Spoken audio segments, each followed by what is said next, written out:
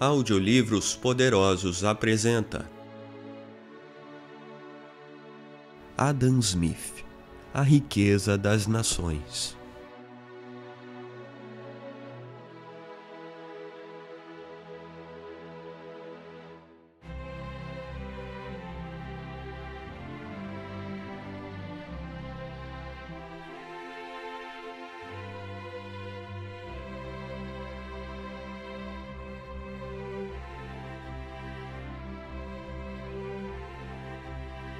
Capítulo 9 – Os lucros do capital.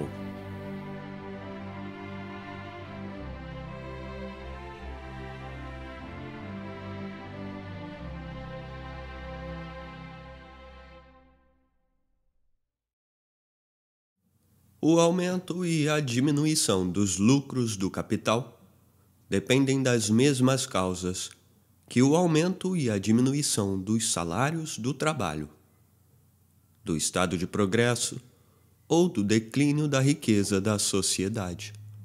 Porém, essas causas afetam um e outro de maneira muito diferente.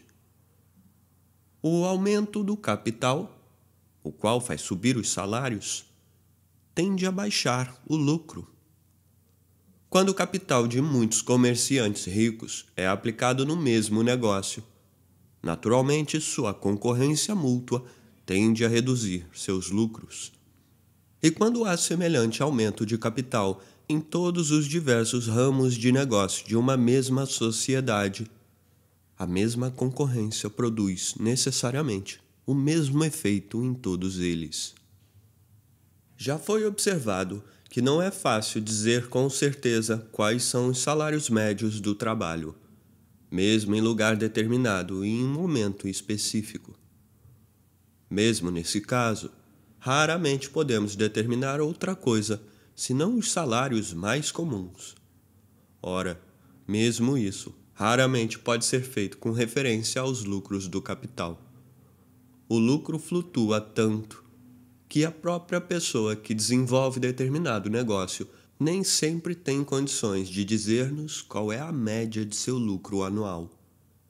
Este é afetado não somente por cada variação do preço das mercadorias com as quais a pessoa negocia, mas também pela boa ou má sorte de seus concorrentes e de seus clientes, e por um sem número de outras circunstâncias e eventos aos quais estão sujeitos os bens quando transportados por mar ou por terra, ou mesmo quando estocados em um armazém. O lucro varia, portanto, não só de ano para ano, mas de um dia para o outro, e quase de uma hora para outra. Saber com certeza qual é o lucro médio de todos os empreendimentos em um vasto reino será uma tarefa muito mais difícil.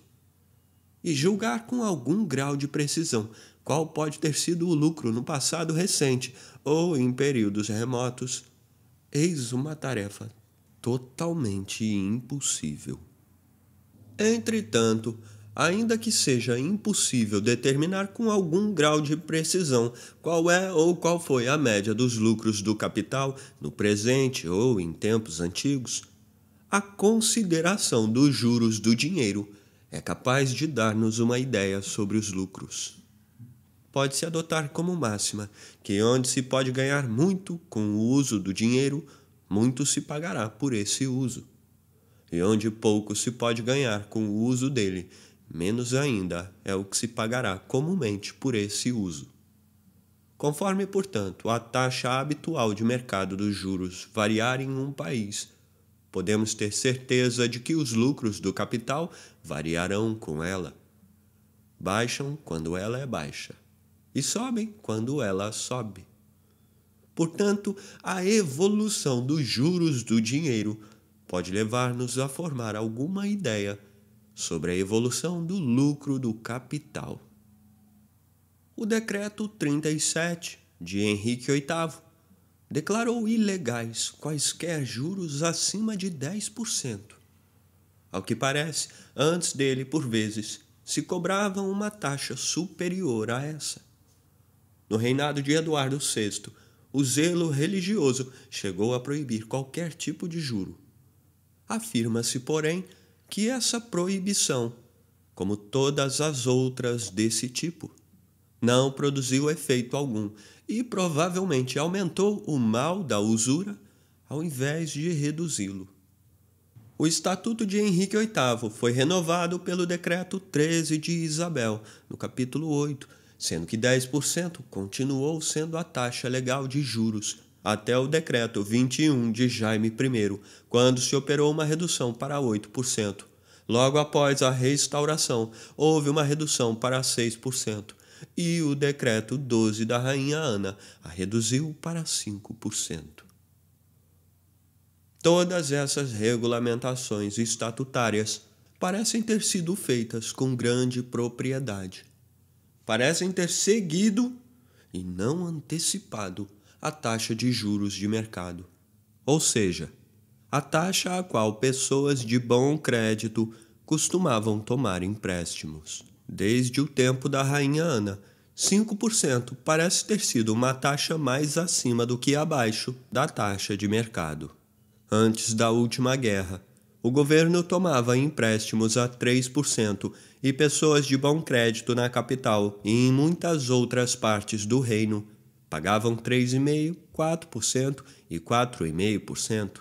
Desde o tempo de Henrique VIII, a riqueza e a renda do país têm progredido continuamente, e no decurso de seu progresso, parece que o ritmo foi sendo gradativamente acelerado e não retardado. Ao que parece, a riqueza e a renda do país não somente aumentaram, mas aumentaram em ritmo cada vez mais rápido. Durante o mesmo período, os salários do trabalho aumentaram continuamente e, na maior parte dos diversos ramos de comércio e das manufaturas, os lucros do capital diminuíram. Via de regra, requer-se um capital maior para movimentar um negócio em uma cidade grande do que em um vilarejo.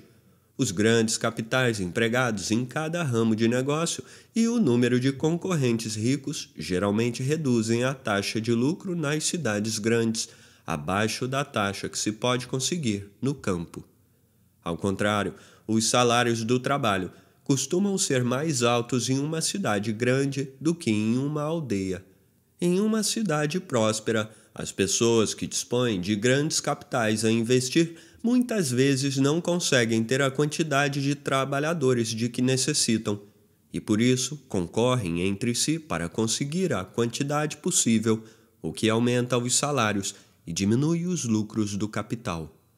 Nas regiões afastadas do país, muitas vezes não há capital suficiente para empregar todos os trabalhadores, e nesta situação, eles concorrem entre si para conseguir emprego, o que faz baixar os salários e subir os lucros do capital.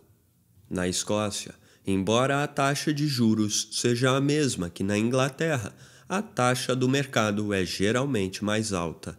As pessoas de excelente crédito raramente pagam menos de 5%. Mesmo banqueiros privados de Edimburgo pagam 4% pelas suas notas promissórias, cujo pagamento, total ou parcial, pode ser solicitado à vontade. Os banqueiros privados de Londres não pagam juros pelo dinheiro depositado em seus bancos. Poucos são os negócios que não se podem fazer com um capital menor na Escócia do que na Inglaterra. Por isso, a taxa comum de lucro deve ser algo mais alta. Já foi observado que os salários do trabalho são mais baixos na Escócia que na Inglaterra.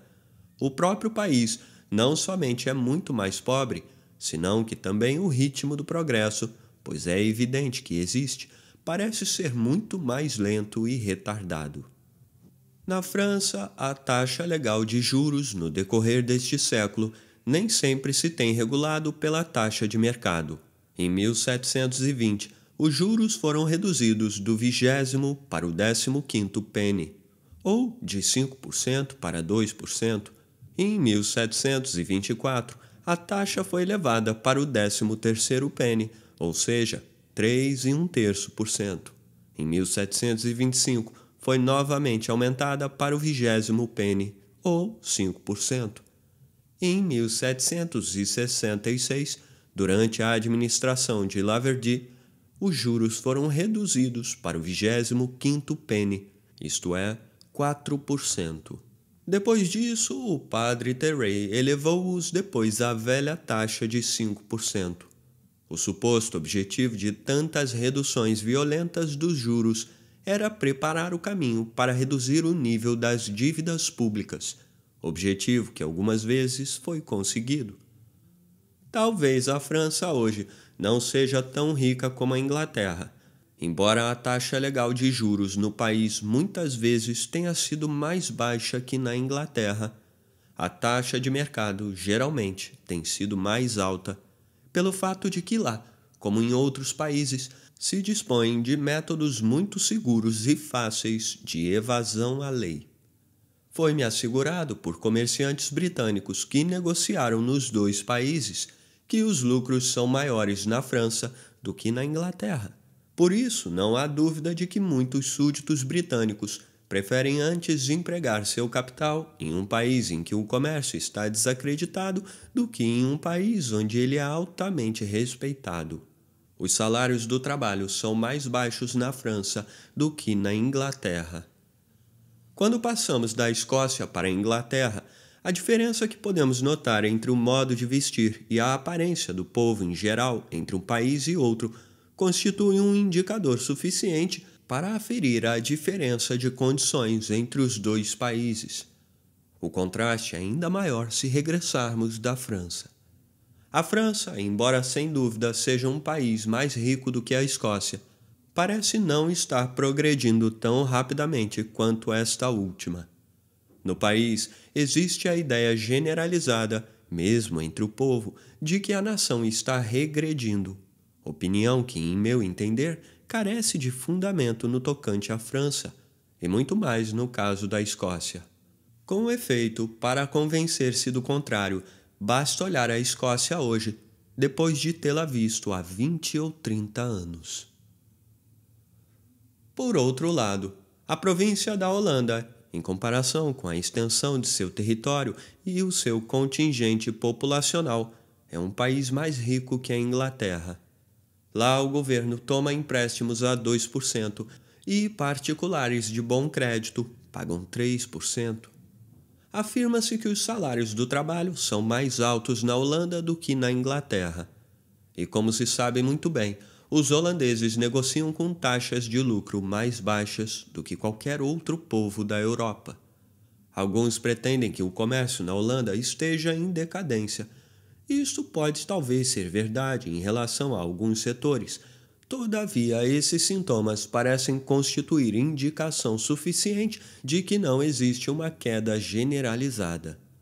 Quando o lucro diminui, os comerciantes ficam muito propensos a queixar-se de que o comércio em geral está em decadência, embora a redução do lucro seja o efeito natural, ou então uma consequência do fato de se estar aplicando um capital maior do que antes. Durante a última guerra, os holandeses conseguiram apoderar-se de todo o comércio internacional de intermediação da França, do qual ainda hoje conservam uma parcela ponderável. Os grandes bens que possuem, tanto nos fundos franceses como nos ingleses, aproximadamente 40 milhões somente nos fundos ingleses, como se afirma, embora eu pessoalmente acredite haver muito exagero nesta cifra, e as grandes quantias que empresta a particulares em países em que a taxa de juros é mais alta do que em seu país, são circunstâncias que indubitavelmente demonstram o excesso de seu capital, ou seja, que esse cresceu além do que conseguem aplicar com lucro aceitável em sua economia interna. Entretanto, os holandeses não demonstram que seus negócios internos decresceram. Assim como o capital de um particular, embora adquirido por meio de um negócio determinado, pode aumentar além do que seja capaz de empregar nele, e não obstante isso, esse negócio continua também a crescer. O mesmo pode acontecer com o capital de uma grande nação. Em nossas colônias norte-americanas e das Índias Ocidentais, são mais altos que na Inglaterra, não somente os salários, mas também os juros do dinheiro. E, consequentemente, os lucros do capital. Nas diversas colônias, as taxas de juros, tanto a legal como a de mercado, vão de 6 a 8%. Entretanto, altos salários e altos lucros de capital são coisas que talvez muito dificilmente andam juntas, exceto nas circunstâncias peculiares a colônias novas. Uma colônia nova sempre deve, durante algum tempo, ter maior carência de capital em comparação com a extensão de seu território e ser mais subpovoada em comparação com a extensão de seu capital do que a maioria dos outros países. Essas colônias recentes têm mais terra do que capital para investir nela. O capital de que dispõem é, portanto, aplicado somente no cultivo das áreas mais férteis e melhor localizadas, ou seja, nas terras localizadas perto da costa marítima e ao longo das margens dos rios navegáveis. Essas áreas, aliás, são muitas vezes compradas a um preço abaixo do valor e mesmo abaixo do valor de sua produção natural. O capital aplicado na compra e no aprimoramento dessas áreas necessariamente produz um lucro muito grande, podendo-se, portanto, pagar juros muito altos. O acúmulo rápido de capital em um negócio tão rentável possibilita ao plantador aumentar sua mão de obra em um ritmo mais rápido do que pode encontrá-la em uma nova colônia. Os trabalhadores que o plantador consegue empregar, portanto, são muito liberalmente remunerados. À medida que a colônia se desenvolve, os lucros do capital diminuem gradualmente. Quando as áreas mais férteis e mais bem localizadas estiverem todas ocupadas, será menor o lucro que se poderá auferir do cultivo de áreas de qualidade e de localização menos privilegiadas, sendo também mais baixos os juros que poderão ser pagos pelo capital ali aplicado. Eis porque na maioria das nossas colônias, tanto a taxa legal de juros como a taxa de mercado têm sido consideravelmente reduzidas durante o século atual. Na medida em que aumentaram a riqueza, os melhoramentos e a população, os juros declinaram. Os salários do trabalho não baixam com a diminuição dos lucros do capital. A demanda de mão de obra cresce com o aumento do capital, quaisquer que sejam os lucros dele auferidos. E depois que esses diminuem, o capital não somente pode continuar a aumentar, mas até a crescer mais rapidamente do que antes. Com as nações laboriosas que progridem na aquisição da riqueza, ocorre o mesmo que com indivíduos laboriosos. Um capital grande, embora produza lucros pequenos, geralmente aumenta com maior rapidez do que um capital reduzido com lucros elevados. Segundo diz o provérbio, dinheiro gera dinheiro. Quando se tem um pouco de capital, muitas vezes é fácil conseguir mais. O grande problema é conseguir esse pouco inicial. A correlação entre o aumento do capital e o aumento do trabalho, ou seja, da demanda de trabalho útil, já foi em parte explicada. Mas explicação mais completa virá adiante quando tratarmos do acúmulo de capital. A aquisição de novo território ou de novos setores de comércio às vezes pode aumentar os lucros do capital e, com isso, os juros do dinheiro, mesmo em um país que está avançando com rapidez na aquisição da riqueza.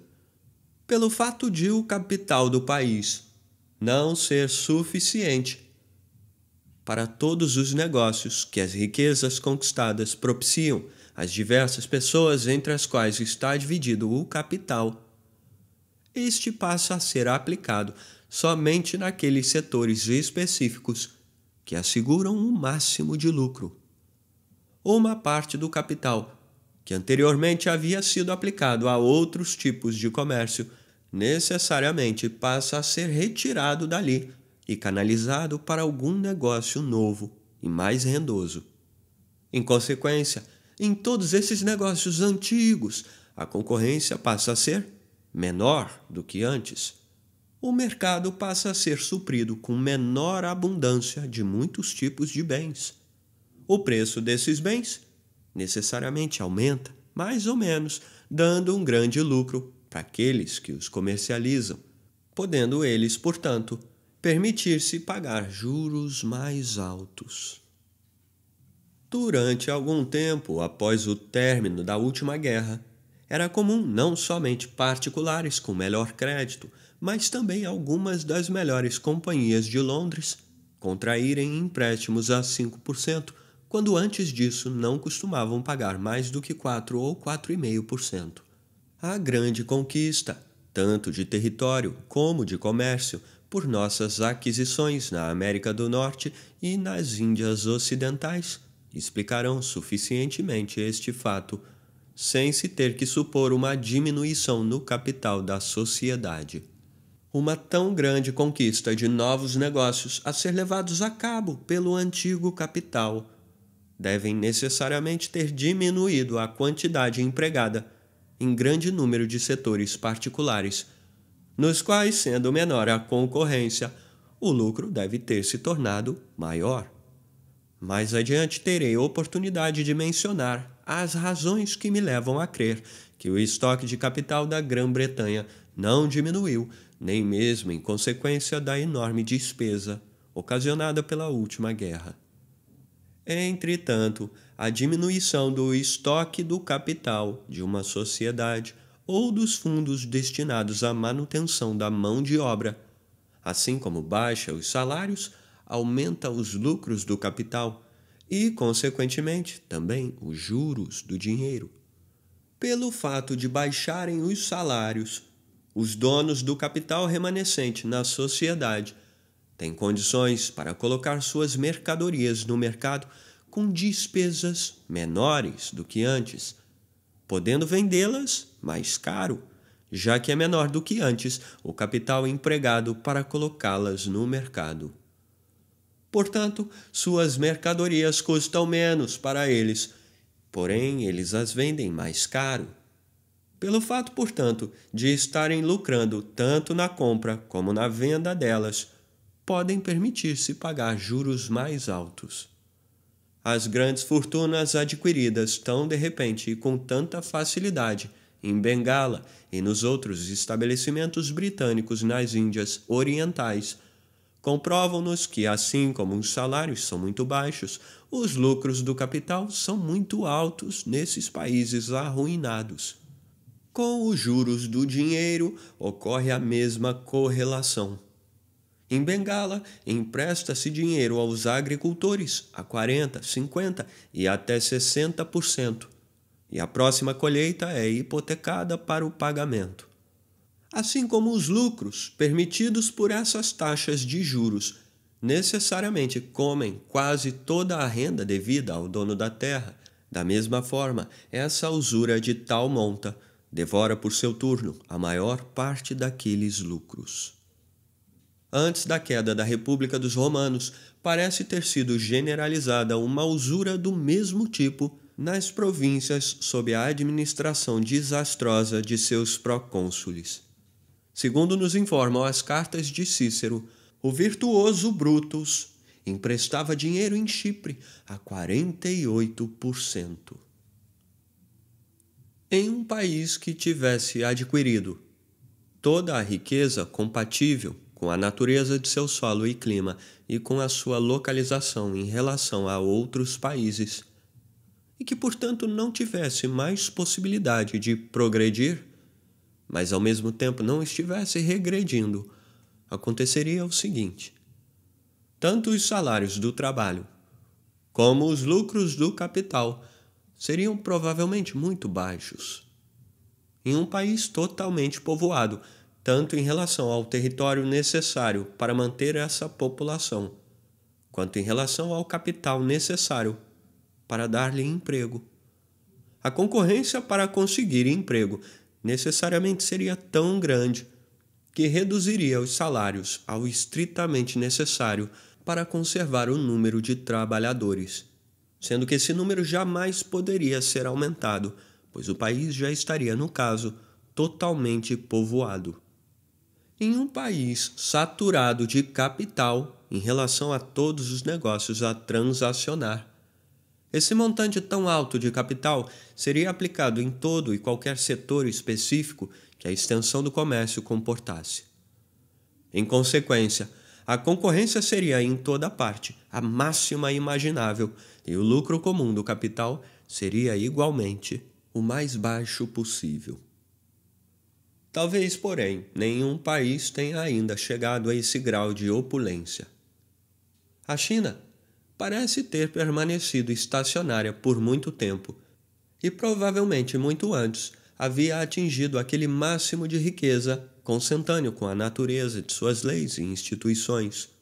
Entretanto, esse máximo pode ser muito inferior ao que comportaria a natureza de seu solo, seu clima e sua localização com outras leis e instituições.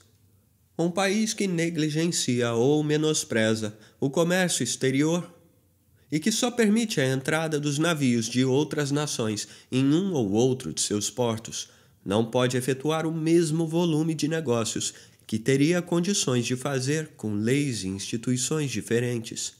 Além disso, em um país em que, embora os ricos, ou seja, os donos de grandes capitais, desfrutam de muita segurança, e os pobres, ou seja, os donos de capitais pequenos, não têm praticamente nenhuma segurança e, além disso, estão sujeitos, sob pretexto de justiça, a serem pilhados e saqueados a qualquer momento pelos mandarins inferiores. O volume de capital empregado nos diversos setores de comércio jamais pode ser igual àquilo que a natureza e a extensão desse negócio comportaria. Em cada setor, a opressão dos pobres deve levar ao monopólio dos ricos, os quais, reservando todo o comércio para si, terão condições de oferir lucros extraordinários. Afirma-se, pois, que os juros comuns na China são de 12%, sendo óbvio que os lucros normais auferidos do capital devem ser suficientes para permitir juros tão elevados.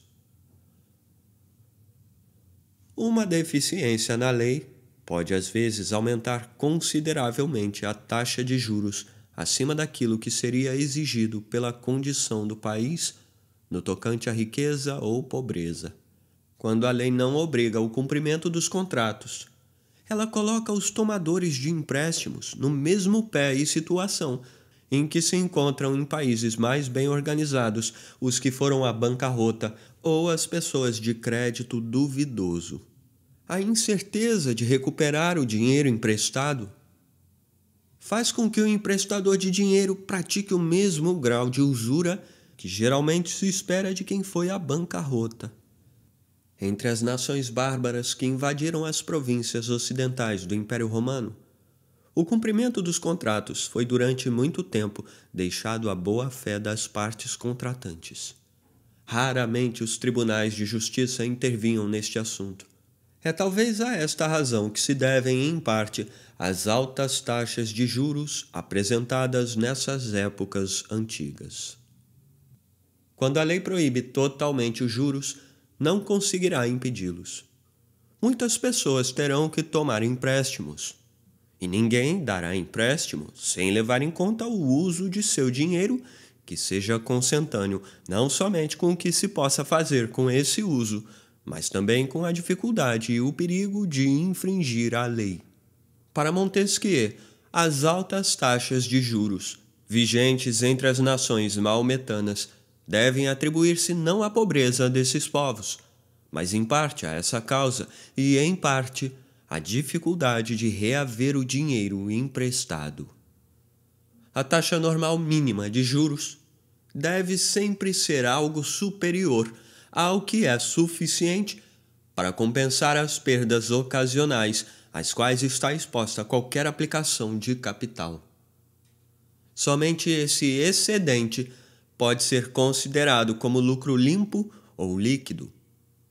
O que se denomina lucro bruto muitas vezes engloba não somente esse excedente, mas também o que é retido para compensar tais perdas extraordinárias. Os juros que o tomador de empréstimo pode permitir-se pagar são proporcionais somente ao lucro líquido. Analogamente, a taxa normal mínima de juros deve ser algo mais do que o suficiente para compensar as perdas ocasionais às quais está exposto quem dá o empréstimo, mesmo usando de razoável prudência. Se a taxa de juros não englobar esse algo mais, os únicos motivos que levam ao empréstimo só podem ser a caridade ou a amizade. Em um país que tivesse atingido seu grau pleno de riqueza e no qual em todo ramo específico de negócios houvesse o volume máximo de capital que nele pudesse ser aplicado, assim como a taxa normal de lucro líquido seria muito baixa, da mesma forma, a taxa normal de juros de mercado admissível seria tão baixa que seria impossível uma pessoa viver dos juros de seu dinheiro, a não ser que se tratasse dos indivíduos mais ricos. Todas as pessoas de fortuna pequena ou média seriam obrigadas a supervisionar elas mesmas o emprego de seu capital. Seria necessário que praticamente cada um fosse um homem de negócios, ou se empenhasse em algum tipo de comércio. A província da Holanda parece estar se aproximando desse estágio. Lá está fora de moda não ser um homem de negócios. A necessidade fez com que seja normal cada um ser assim, e em toda parte é o costume que regula a moda. Assim como é ridículo não vestir-se, da mesma forma é ridículo, até certo ponto, não ter ocupação como os outros. Assim como um civil se sente mal em um acampamento ou em uma guarnição militar, correndo até o risco de ser alvo da chacota nesse ambiente. O mesmo acontece com uma pessoa ociosa entre homens de negócio. A taxa normal máxima de lucro pode ser tal que, no preço da maioria das mercadorias, absorve integralmente o que deve ir para a renda da terra e deixa somente o que é suficiente para pagar o trabalho de prepará-las e levá-las ao mercado, de acordo com a taxa mínima a qual se pode, em qualquer lugar, pagar a mão de obra, ou seja, a mera subsistência do trabalhador. De uma forma ou de outra, o trabalhador, em qualquer hipótese, deve ter ganho o suficiente para manter-se enquanto estava trabalhando. Mas o dono da terra nem sempre já recebeu necessariamente o seu pagamento.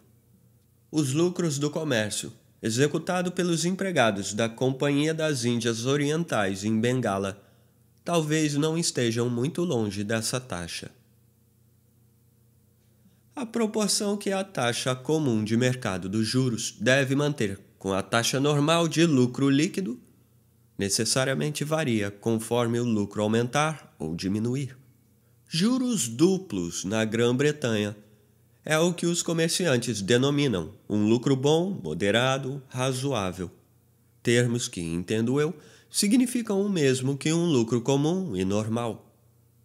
Em um país em que a taxa normal de lucro líquido é 8 ou 10%, pode ser razoável que a metade se integre aos juros onde quer que o negócio seja executado com dinheiro emprestado.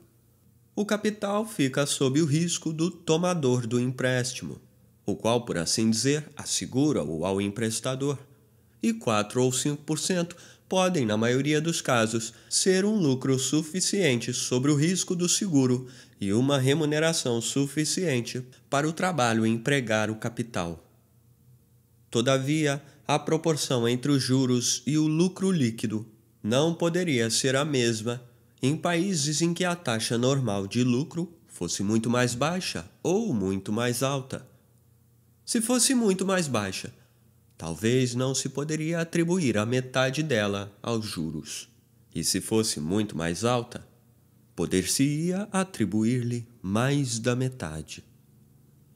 Em países que avançam rapidamente para a riqueza, a baixa taxa de lucro pode, no preço de muitas mercadorias, compensar os altos salários do trabalho e possibilitar a esses países vender tão barato quanto seus vizinhos menos prósperos, entre os quais os salários do trabalho podem ser mais baixos.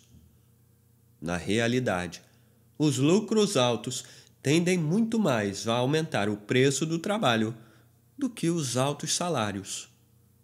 Se, por exemplo, na manufatura do linho, os salários das diversas categorias de trabalhadores, cardadores de linho, fiandeiros, tecelões e etc., fossem todos aumentados em 2 pence por dia, seria necessário aumentar o preço de uma peça de linho somente em 2 pence vezes o número de trabalhadores empregados nesse serviço, multiplicando o resultado pelo número de dias empregados na fabricação dessa peça.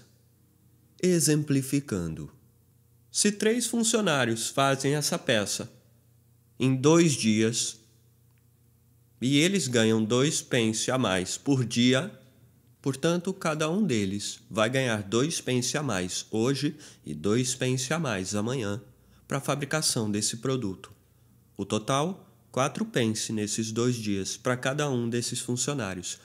3 funcionários ganhando 4 pence a mais equivale a 12 pences a mais para a fabricação desse produto.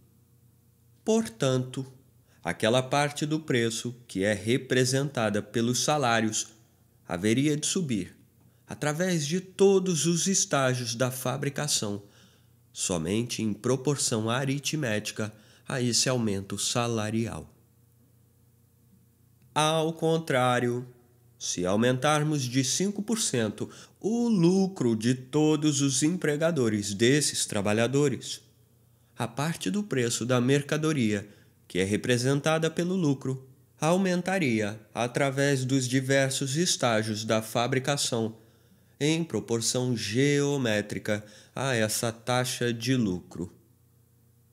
O empregador dos cardadores de linho, ao vender seu produto, exigiria um adicional de 5% sobre o valor total dos materiais e salários que adiantou aos seus empregados. O empregador dos fiandeiros exigiria um adicional de 5%, tanto sobre o preço do linho, que pagou adiantado, como sobre os salários dos fiandeiros, que também foram antecipados. E o empregador dos tecelões exigiria também seus 5%, tanto sobre o preço dos fios de linho, que pagou adiantado, como sobre os salários dos tecelões.